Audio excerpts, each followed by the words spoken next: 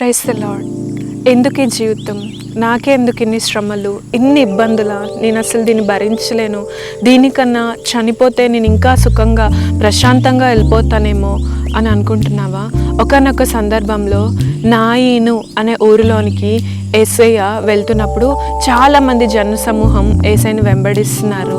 అయితే యేసయ్య ఆ గవినిలోనికి వెళ్తున్నప్పుడు, యేసయ్య మార్గంలోనికి లోపలికి వెళ్తున్నప్పుడు ఆ యొక్క మరణము, ఒక చావు అనేది పాడె మీద పెట్టబడి మరి మరణం అనేది బయటకు వస్తుంది.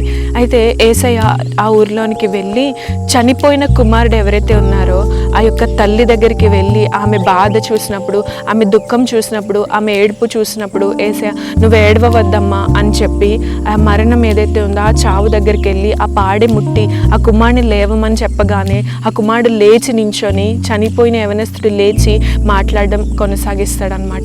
అయితే మరణకరమైన పరిస్థితిలో ఇంకా నాకు ఈ జీవితం వద్దు, నేను చనిపోతేనే బాగుండేది అని అనుకున్న నీ జీవితంలో కూడా దేవుడు వెలుగుని నింపగలడు. దేవుడు జీవాన్ని పోసే దేవుడు, జీవాధిపతి. మనమైతే ఆయన తృణీకరించాము, జీవాధిపతిని చంపాము, సిలువ వేశాము, కానీ తండ్రి ఆయన మృతులలో నుండి కూడా లేపారు. ఆయన మరణాన్ని జయించి తిరిగి లేచిన దేవుడు కాబట్టి, మరణంపై అధికారం కలిగిన దేవుడు కాబట్టి, నీ వంటి మరణకరమైన జీవితము, అలాంటివంటి మరణ పాశములు, అలాంటి పరిస్థితుల్లోంచి కూడా దేవుడు విడిపించగలడు. దేవుడు జీవితాన్ని మార్చగలడు. కాబట్టి యేసయ్యని విశ్వసించండి. యేసయ్య మన బ్రతుకులు కడతారు. దేవుడి కొద్ది మాటలు దీవించును గాక.